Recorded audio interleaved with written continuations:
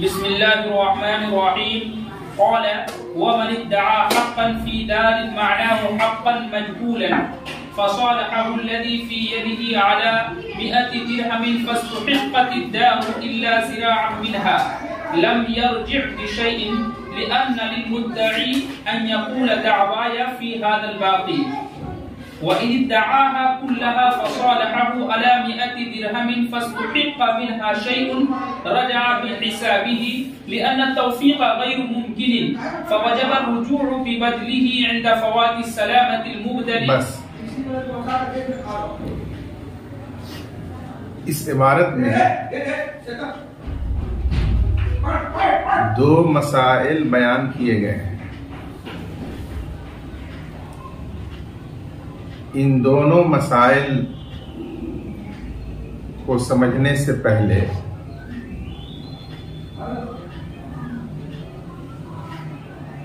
ये समझना जरूरी है कि किसी चीज के बारे में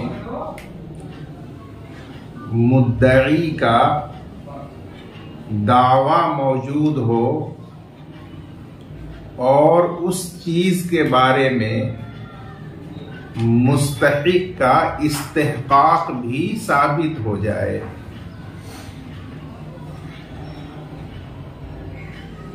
यानी एक ही चीज के बारे में किसी ने दावा किया कि ये मेरी मिल्कियत है और दूसरे ने उसमें अपना इस्तेहकाक साबित कर दिया, तो देखा ये जाएगा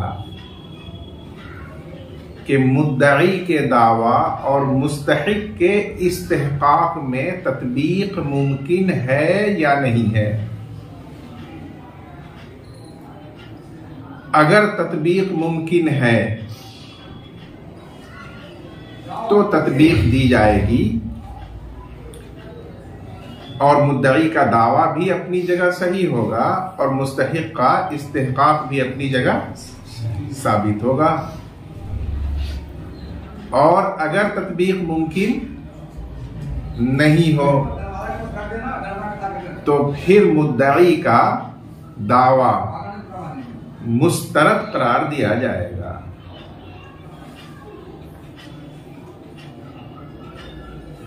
इसको ज़हन में रखकर आप पहला मसला मुलाहजा फरमाइए कि एक मकान अल्ताफ के कब्जे में है।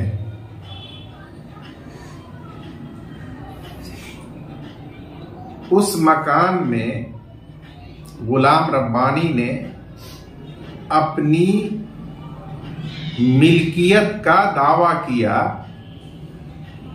कि इस मकान के एक हिस्से का मैं मालिक हूं, लेकिन उसने वो हिस्सा मुतअय्यन नहीं किया, मजहूल हिस्से का दावा कर दिया।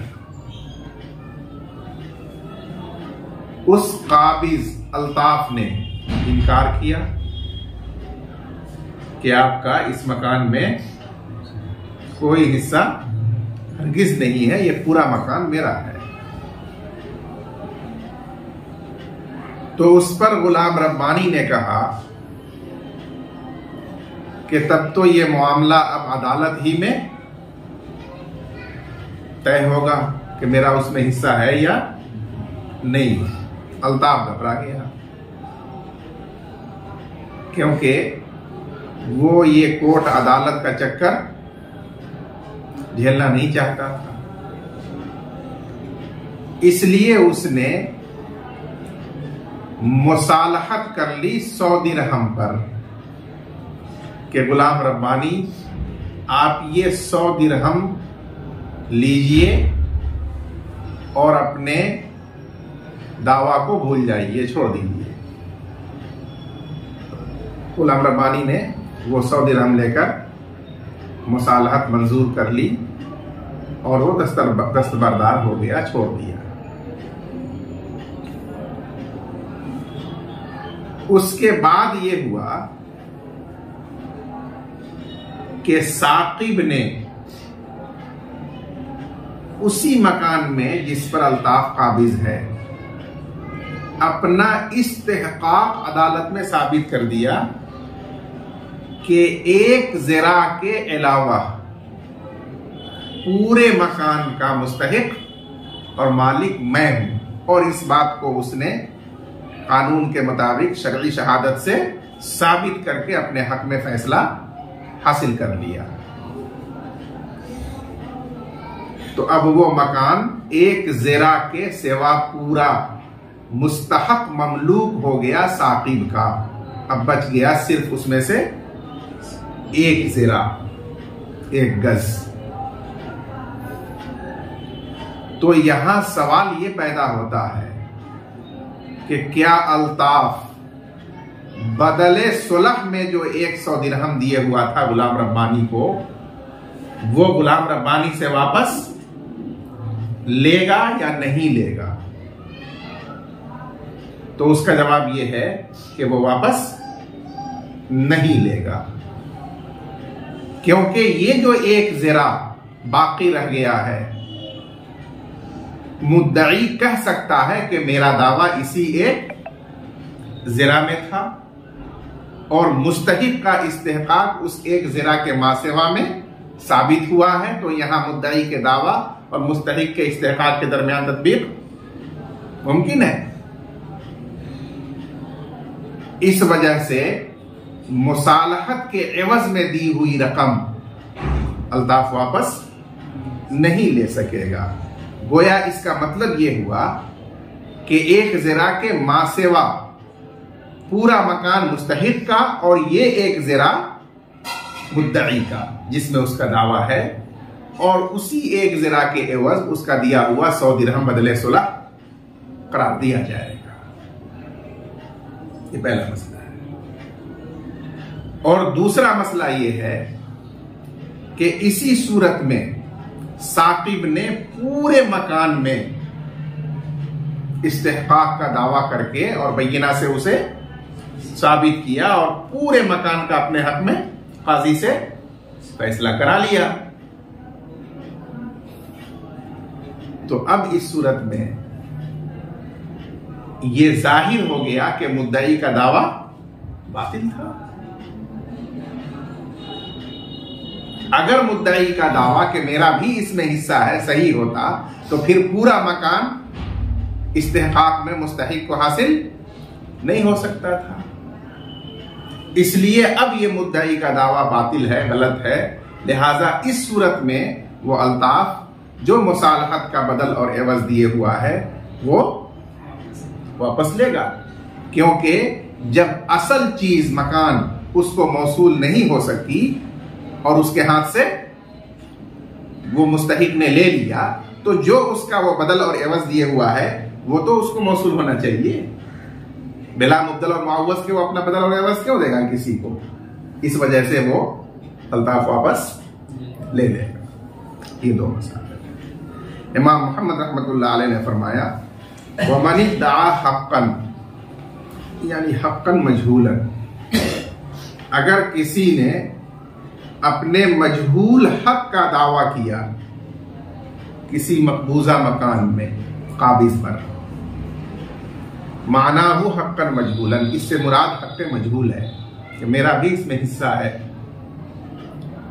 फसालहू अल्लज़ी फी यदी अला मिअत दिरहम, बस उस मुद्दई से मुसालहत कर ली, फाइल आगे है, उस शख्स ने जिसके कब्जे में वो मकान है काबिज में 100 दिरहम के एवज। फस्तुहिक़्क़तिद्दार, फिर वो मकान मुस्तहक हो गया, ये इस्तिलाह है, इल्ला ज़िरान, सिवाय उसके एक ज़रा के, लम यज्जिर बिशैइन। तो काबिज मुद्दई से कुछ भी वापस उसूल नहीं करेगा। लिअन्न लिलमुद्दई अन यक़ूला दावाया फी हाज़ल बाक़ी, इसलिए कि मुद्दई के लिए जायज है कि वो कहे कि मेरा दावा इसी बाकी ज़रा में है। तो इस दावा और इस्तेहक़ाक़ में तत्वीक़ यहाँ मुमकिन है। व इन इद्दआहा कुल्लहा, और अगर पूरे मकान पर मुस्तहिक ने दावा किया या पूरे मकान पर इस मुद्दई ने दावा किया, पहले इसी को चलिए कि पूरे मकान पर मुद्दई ने दावा किया, फसालहू अला मिअत दिरहम, और उससे मुसालहत कर ली 100 दिरहम के एवज काबिज ने, फस्तुहिक मिनहा शैउन, अब वो पूरा ही मकान मुस्तहक हो गया या उसका एक हिस्सा निस्फ रुबु मुस्तहक हुआ, रजा बेहिसाबी, तो ये काबिज मुद्दा उसी मुस्तहक के हिसाब से बदले सुलह में से वापस लेगा। अगर पूरा ही मकान मुस्तहक हो गया है तो पूरा ही बदले सुलह वापस ले लेगा, और निस्फ मुस्तहक हुआ है तो निस्फ उसके कब्जे में है और निस्फ बदले सुलह वापस ले लेगा। लिअन्ना तौफीक गैर मुमकिन, इसलिए कि दावा और इस्तेहकाक के दरमियान तदबीक मुमकिन नहीं है, और इस्तेहकाक चूंकि बैयिना से साबित है और उसके मुताबिक काजी का फैसला हो चुका है, इसलिए वो मुअक्कद है, उसको तो नहीं तोड़ा जा सकता, इसलिए उसके मुकाबिल जो दावा है वो मुस्तरद किया जाए। फवजब रुजूउ बेबदली, पस वाजिब होगा उसके बदल को वापस लेना, इंद फवात सलामतिल मुब्दल, असल मुब्दल की उसूलियाबी के फौत होने के वक्त। अब कुल फौत हुआ है तो कुल बदल वापस ले, उसका एक जुज फौत हुआ है तो उसी हिसाब से बदल में से एक जुज वापस ले। वदल्लतिल मसअलतु अला अन्न सुलह अनिल मजहूल अला मालूम जाइज़ुन लिअन्नल जहालत फीमा युक़सतु ला तुफ़दी इलल मुनाज़अति, फीमा युस्क़तु पहले सीन है, फीमा युस्क़तु ला तुफ़दी इलल मुनाज़अति। ये जो इमाम मोहम्मद ने मसला जामे सगीर में जिक्र किया, हमारे मुसन्निफ फरमाते हैं कि उससे एक मसला ज़िम्नन मालूम हो गया। वो ये मालूम हो गया कि हक़्क़े मजहूल से सुलह करना बदले मालूम के एवज जायज है, जैसा कि इस मसले में आपने देखा कि जिस हक का दावा किया था मुद्दई ने वो हक मजहूल था, उसके मुतालिक सुलह हुई, बदल मालूम था 100 दिरहम पर हुई, तो हक मजहूल से मुसालहत कर लेना बदले मालूम के एवज ये जायज है। हालांकि मबीए मजहूल को बेचना समन मालूम के एवज ये जायज नहीं है। क्यों? बेचना और खरीदना ये अक़्द तमलीक है जिसमें मालिक बनाया जाता है, और तमलीक में तसामुह नहीं होता, चश्मपोशी नहीं होती, बल्कि तमलीक में पूरा पूरा हिसाब लिया जाता है, किया जाता है। इसलिए वहां जब बबी मजबूर होगा तो उसके लेन देन में निज़ा होगा, तो वो जायज नहीं। लेकिन इस्कात में जहां आदमी अपना हक छोड़ रहा हो, साकित कर रहा हो, उसमें चूंकि सौंपना और सुपुर्द करना नहीं होता है, बल्कि पहले से एक साबित शुदा चीज को छोड़ देना और साकित कर देना होता है। तस्लीम और तसल्लुम की नौबत उसमें नहीं होती। इस वजह से वहां अगर मजहूल चीज से ये इस्कात हो, मुसालहत हो, तो उसमें कोई निज़ा नहीं होगा। इस वजह से वो जायज है। तो मजहूल चीज को बेचना जायज नहीं है, लेकिन मजहूल हक से मुसालहत करना ये जायज है। वदल्लतिल मसअलतु अला अन्ना सुलह अनिल मजहूल अला मालूमिन जाइज़ुन, और मज़कूरा मसला दलील है इस बात पर कि हक़्क़े मजहूल से सुलह करना बदले मालूम के एवज, बदल मालूम होना चाहिए, ये जायज है। लिअन्नल जहालत फीमा युस्क़त, इसलिए कि जहालत ऐसे हक में जो साकित किया जा रहा है, ला तुफ़ज़ी इलल मुनाज़ा, आपसी झगड़े का बाइस नहीं होती, इसलिए वो जायज है। लेकिन बै के अंदर जहां तमलीक की जा रही है वहां अगर जहालत हो माकूद अलैह में तो वो झगड़े का बाइस होती है, इसलिए वो जायज नहीं। फर्क की वजह ये बात भी समझ में आई आपको जी। फस्लुन फी बैइल फुदूली, बस ये फसल है फुजूली की बै के बयान में।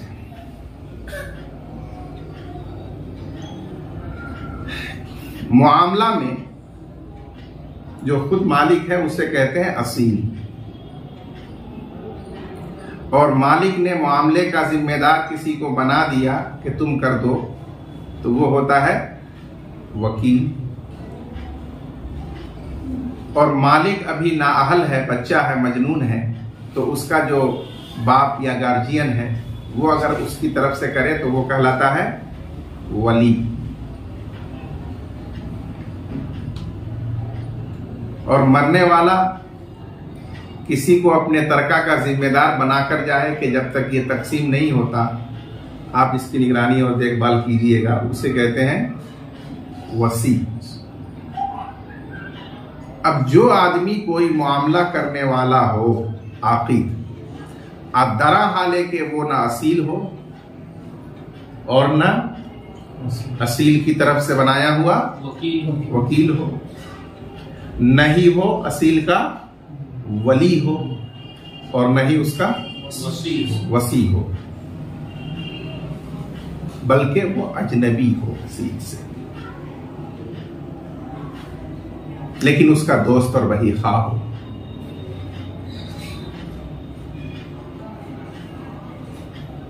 इसलिए उसने वो मामला उसकी तरफ से बिला इजाजत लिए हुए कर दे रहा हो, उसकी वही खाही और खैर खाही में, तो ऐसे शख्स को कहा जाता है फुजूली।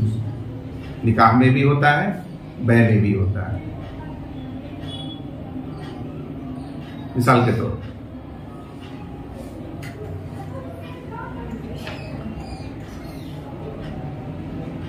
गुलाम रब्बानी को ये मालूम है कि मुफ्ती साहब अपना मोबाइल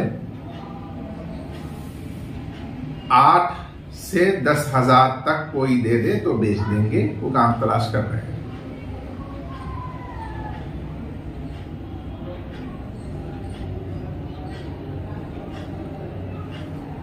और वो किसी आदमी को तैयार कर लेता है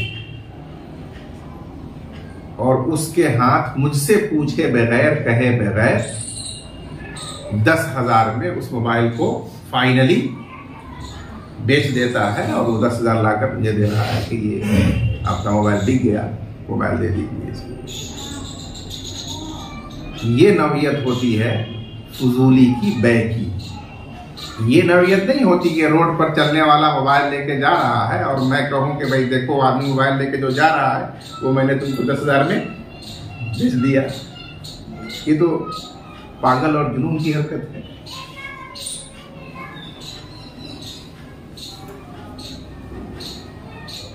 उसकी नौयत असल ये होती है कि एक आदमी ऐन वक्त पर निकाह करते वक्त या बेचते वक्त कानूनी इजाजत नहीं लेता, लेकिन उसे पूरा एतमाद और इल्म होता है कि मुफ्ती साहब के लिए ये हर हाल में काबिल कबूल होगा, और वो चाह ही रहे थे कि ऐसा ही हो, और जो मैं कर रहा हूं वो तो उनके सोच से भी ज्यादा अच्छा होगा। इस तरह के एतमाद, इस तरह की जानकारी की बुनियाद पर एक बेतकल्लुफ दोस्त या शागिर्द या कोई भी खैरखा इंसान ये मामला कर देता है एतमाद की बुनियाद पर। लेकिन कानूनी तौर पर न उसे इजाजत है, न उसे विलायत है, न उसको वसी बनाया गया है, तो कानूनी तौर पर तो वो अजनबी ही है। इस लिहाज से वो फुजूली की बै कहलाएगी या फुजूली का निकाह कहलाएगा। अब इस मसले में अहनाफ ने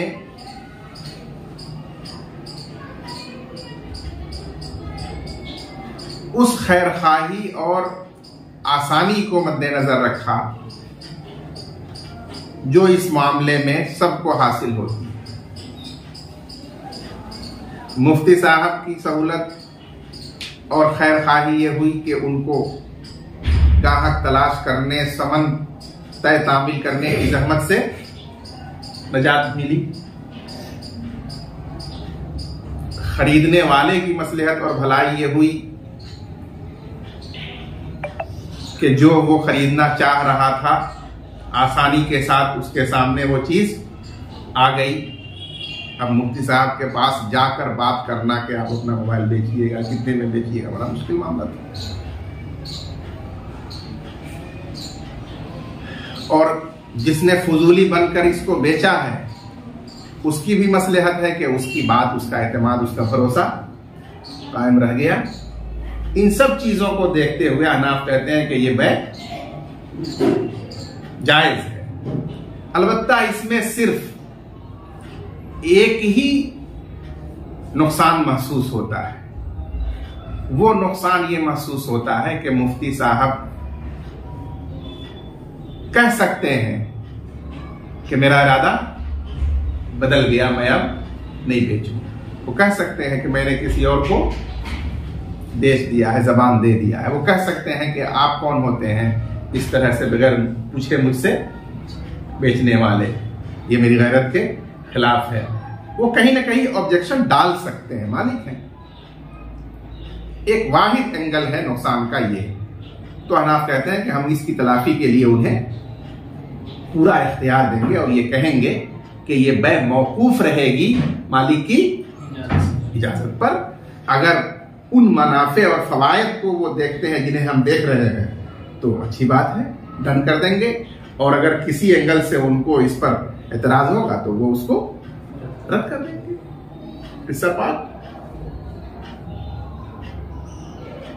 और अहनाफ के अलावा दूसरे जमहूर फुक़हा इस मसले को कानूनी नजर से देख रहे हैं कि कानूनी हैसियत उसको आकिद की हासिल नहीं है, इसलिए उसका किया हुआ अक़्द गैर मिल्क में तसर्रुफ करना। और गैर मिल्क में जाहिर है कि किसी को भी तसर्रुफ करने का कोई हक नहीं हो सकता है, इसलिए वो बिल्कुल मुस्तरद है, बातिल है।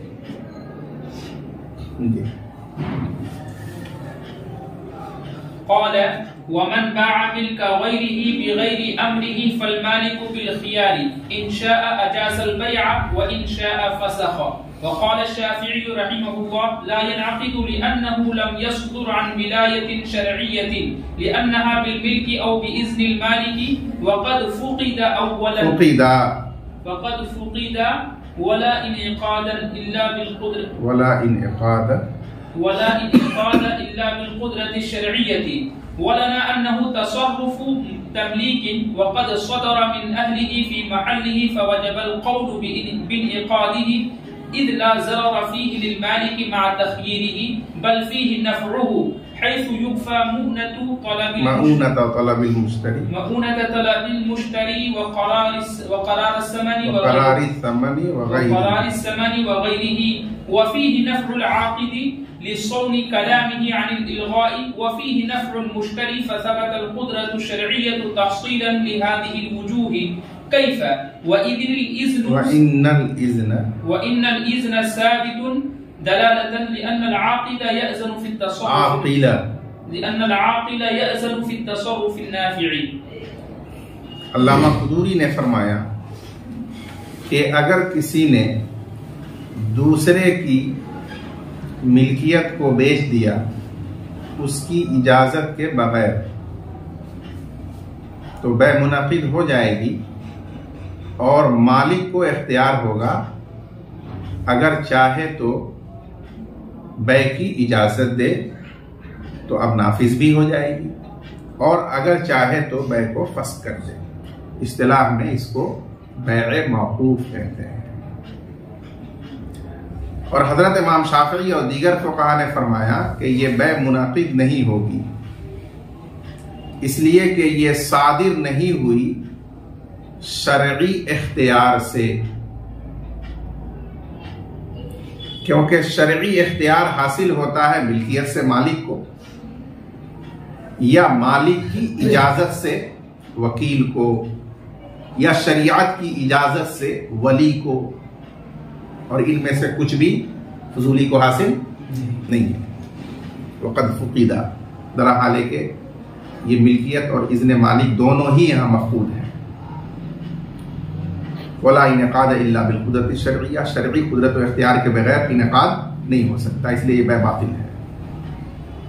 वलना अन्नहु तसर्रुफ़ तमलीक, और हमारी दलील ये है कि ये बै तमलीक का तसर्रुफ है, यानी तमलीक का अक़्द है, मामला है, और ये सादिर हुआ है उसके अहल से, आकिल बालिग से, क्योंकि हमने फजूली को आकिल बालिग ही फर्ज किया है।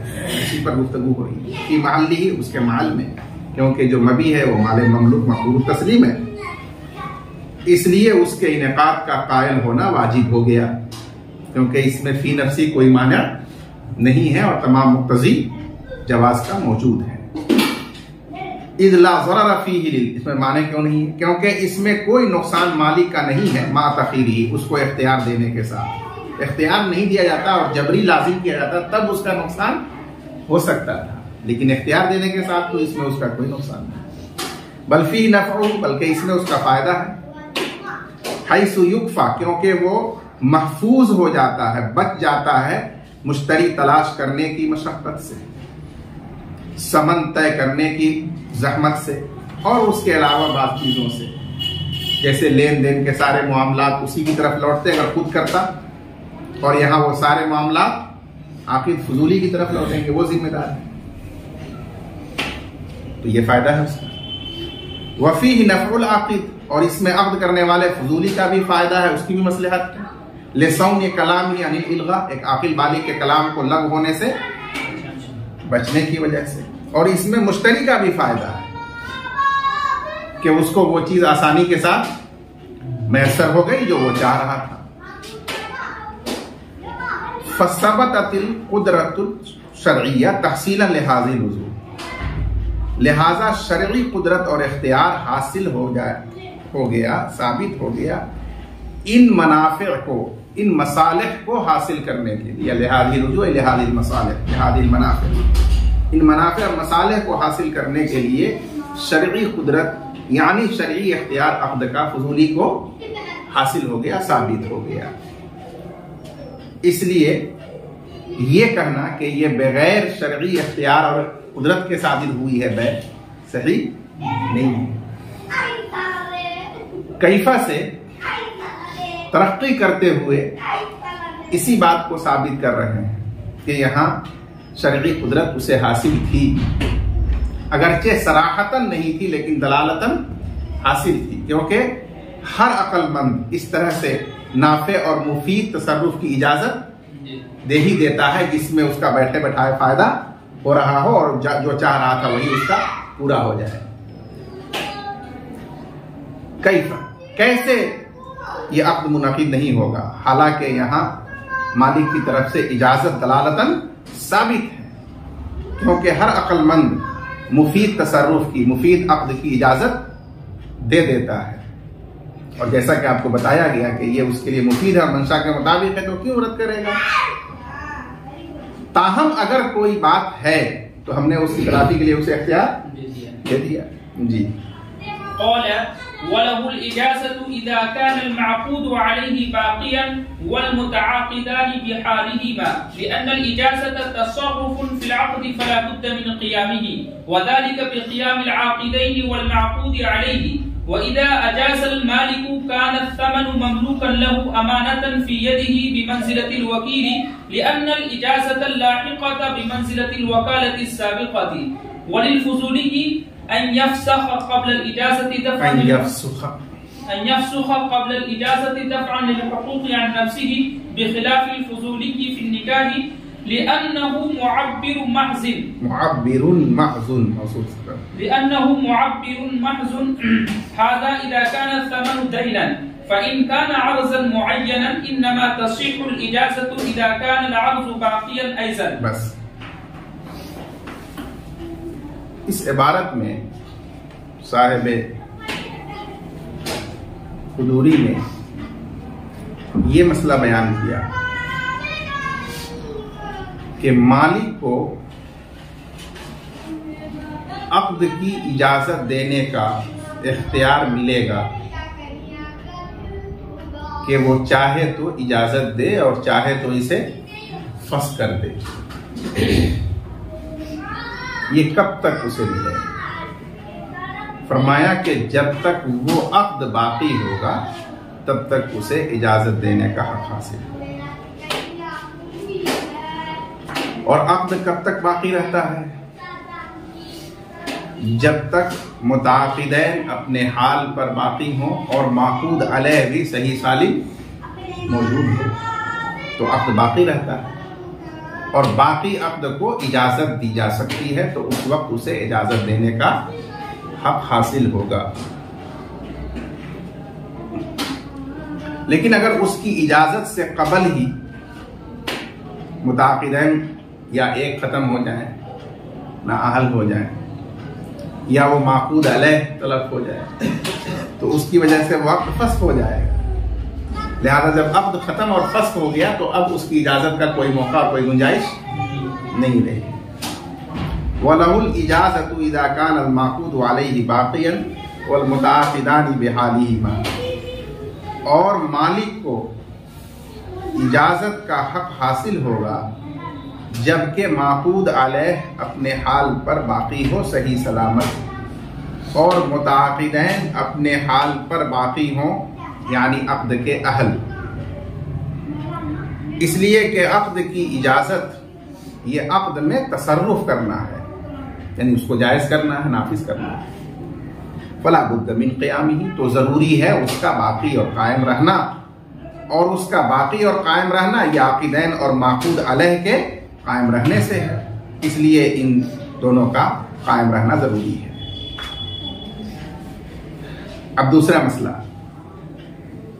कि मालिक को जब खबर हुई फजूली के बेच देने की तो खुश हुआ और उसने इजाजत दे दी।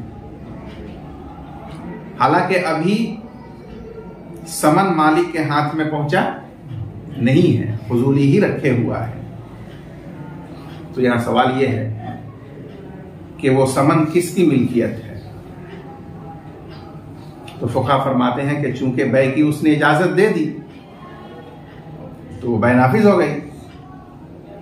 अब उसमें जो समन है वो मालिक की मिल्का एवज है, तो बस कानूनी तौर पर वो मालिक ही उसका मालिक है और उसका ममलूक है। रहा ये कि वो फजूली के कब्जे में है तो ये कहा जाएगा कि वो फजूली के कब्जे में बतौर अमानत के है। जैसे एक आदमी की मिल्कियत दूसरे के कब्जे में हो तो वो उसके कब्जे में अमानत है, उसी तरह से ये समन ममलूक तो मालिक का हो गया, लेकिन फजूली के पास जब तक है वो उस वक्त तक वो अमानत है। अमानत का हुक्म उस पर जारी किया जाएगा। अगर उसकी तरफ से ज्यादती के बगैर वो लुट पीट जाता है, खत्म होता है, तो उसका कोई तावान फजूली को नहीं देना होगा। यही अमानत का वह इदा अजाज़ल मालिक, और जब मालिक बै की इजाजत दे दे तो समन उसका ममलूक होगा, जो अमानत होगा उस फजूली के कब्जे में जब तक वो उसे अदा न कर दे।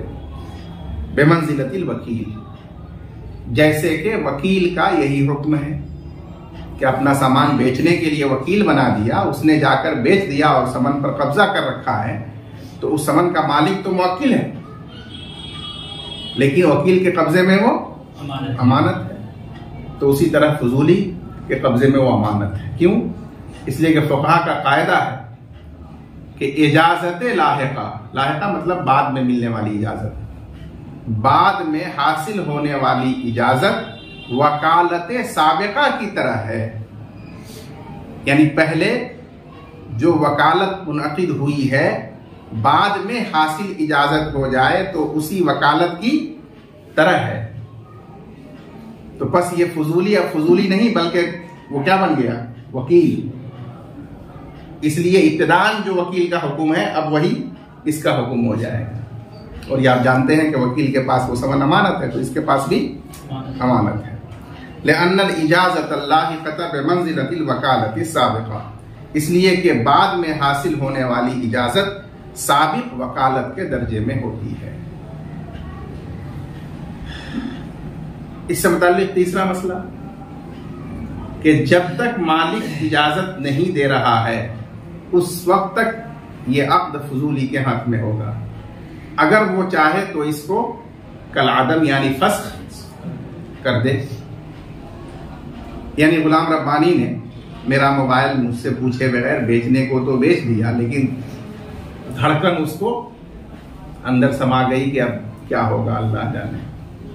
घबरा करके उसने कह दिया भाई सुनो भाई, मैं उसको खत्म करता हूं, अब अपना तुमको खरीदना होगा, जाओ मुफ्ती साहब से बात करोगे मसला।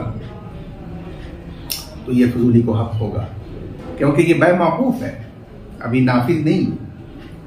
इसलिए बै मौकूफ में ये फजूली को इख्तियार मिलेगा कि अगर उससे किसी तरह का खतरा महसूस हो रहा है तो वो उसको फंस कर दे, लेकिन कब? मालिक की इजाजत से कबल। मालिक को खबर लग गई और उन्होंने इजाजत दे दिया तब तो मामला नाफिज हो गया। अब फजूली उसमें कुछ नहीं कर सकता। वलिल फजूली ये अयफसुका क़ब्ल अल इजाज़ा दफ़अन लिल हुकूक़ अन नफ्सिही, और बै में फजूली के लिए जायज है कि वो अपना किया हुआ अक़्द फस्ख कर दे मालिक की इजाजत से पहले, अपने आप से हुकूक की जिम्मेदारी को खत्म करने के लिए कि अगर मैं फस्ख नहीं करूंगा तो मोबाइल मुफ्ती साहब से लाना होगा, इसे देना होगा, इसका पैसा लेकर के वहां पहुंचाना होगा। अब ये झमेला सोचकर वो घबरा रहा है, तो इसलिए वो न्यूट्रल रहना चाहता है, तो क्या कर दिया उसने? फस्ख कर दिया। ये उसे हक होगा। बेखिलाफिल फजूली फिल निकाह, साहिब हिदाया मुतशाबिहात में फरूक बयान करते रहते हैं। तो एक फजूली अक़्द निकाह में भी होता है। यानी ये मालूम था कि अल्ताफ निकाह करना चाहता है, फलां लड़की से चल रहा है चक्कर बहुत दिनों से, लेकिन कामयाबी नहीं मिल रही है। अब वो उसका बाप इत्तेफाक से इसका मुक्तदी निकला, फैन हो गया आहिस्ता आहिस्ता, तो इसने चक्कर चला दिया और निकाह भी पढ़ा दिया, उसके बाद खबर किया अल्ताफ। ऐसा हो सकता है? अल्ताफ वही चाहिए मसलन। तो वहां अगर फजूली ने निकाह किसी का बिला इजाजत करा दिया है तो फारिग होते ही उसके हाथ से मामला खत्म, निकल जाएगा। वो चाहे कि फस्ख कर दे बै की तरह इजाजत से कबल, तो वो फस्ख नहीं कर सकता, इसलिए कि निकाह में उसकी हैसियत सफीर महज की है। यानी सिर्फ वो नाकिले कलाम है असील की तरफ से, और नकले कलाम पर उसका काम तमाम हो गया। अब उसकी कोई जिम्मेदारी उसमें बाकी नहीं रहती। लेन देन महर का हो या जिनसी ताल्लुकात कायम करने के हवाले से हो, ये सारा ज़ौजैन के मुताल्लिक होता है। ये फजूली उसमें कुछ भी दखील बाकी नहीं रहता, इसलिए वहां पर कोई हुकूक की जिम्मेदारी उस पर इस निकाह की वजह से नहीं आयद हो रही थी कि जिससे भागने के लिए, बचने के लिए वो इसको फस्ख करे। इसलिए वहां फस्ख का हक उसको नहीं दिया गया। बेखिलाफिल फजूली फिल निकाह, पर खिलाफ फजूली फिल निकाह के लिए अन्नहु मुअब्बिरुन महज़ुन, इसलिए कि वो निकाह में सफीर महज है, यानी नाकिले कलाम है। नकले कलाम पर अक़्द हुआ, काम खत्म हो गया, इसका दूसरी कोई जिम्मेदारी इस पर नहीं है कि जिससे बचाव के लिए उसे फस्ख कर देगी। बरखिलाफ बाय के उसमें लेन देन सारा कुछ उस आकिद बाय के हवाले ही होगा, तो इसलिए वहां बचने के लिए उसको ये राइट दिया गया कि वो फस्ख कर सकता है। उसके बाद हाजा से एक और बात बयान की कि मतन में जो आया था कि माखूद अलह मौजूद हो और आकिदैन अपने हाल पर मौजूद हो, ये हुक्म उस वक्त है जबकि समन दैन हो, यानी नुकूद के कबील से दिरहम हो, दिनार हो, पैसे रुपए हो, जो जिम्मे में वाजिब होते हैं। चूंकि वो मुअय्यन नहीं होते, इसलिए उसका मौजूद होना जरूरी नहीं था। बस मबी मौजूद हो और आकिदैन अपने हाल पर हो तो अक़्द मुनक़िद मौजूद है, वो इजाजत का हक उसे मिलेगा। लेकिन बाज़ दफा बै मुकायजा की जाती है, यानी एक सामान ही को सामान के एवज में बेचा जाता है। जैसे इसी मसले में मुफ्ती साहब को ये मोबाइल बेचना है और उन्हें फला कंपनी का मोबाइल लेना है जिसमें ये खुसूसियात हैं। अब वो एक लड़के के पास मोबाइल है, उससे गुलाम रब्बानी ने बातचीत करके तय कर दिया कि मुफ्ती साहब मोबाइल तुम ले लो और ये मोबाइल तो मुफ्ती साहब को दे दो, तो ये बै मुकायदा हो गई। तो अब इस सूरत में तो चूंकि दोनों ही एवज अर्ज़ मुअय्यन है, यानी सामान मुअय्यन है, तो वहां अब दोनों ही का मौजूद होना जरूरी होगा कि वहां मालिक को इजाजत देने का हक उसी वक्त तक होगा जब तक के मुताकिदैन अपने हाल पर हों और दोनों एवज अपने हाल पर मौजूद और बाकी है। अगर उनमें से एक एवज भी खलास हो गया तो जाहिर है फंस हो जाएगा, क्योंकि वहां पर तो मुतय्यन सामान है ना, सामान तो है नहीं कहीं से भी लाकर पैसा देना है, तो सामान मुअय्यन ही देना था एवज में, तो वो खत्म हो जाए या जो मबी है वो खत्म हो जाए, फंस हो जाएगा। जब अक्दी फंस हो जाएगा तो जाएगा खत्म हो जाएगा। हादा इज़ा कान समन दैनन यानी मिनन नुकूद, ये मतन में मज़कूर मसला उस वक्त है, हुक्म उस वक्त है जबकि समन नुकूद के कबील से दैन हो जो जिम्मे में वाजिब होता है। अगर वो समन अर्ज़ मुअय्यन हो, जैसे कोई मुअय्यन सामान मोबाइल के बदले मोबाइल ही हो, तो इजाजत मालिक की तरफ से सही होगी उसी वक्त जबकि वो एवज भी बाकी हो। भी का मतलब कि मुअव्वज़ मबी तो बाकी हो ही, वो एवज भी बाकी और मौजूद हो। बस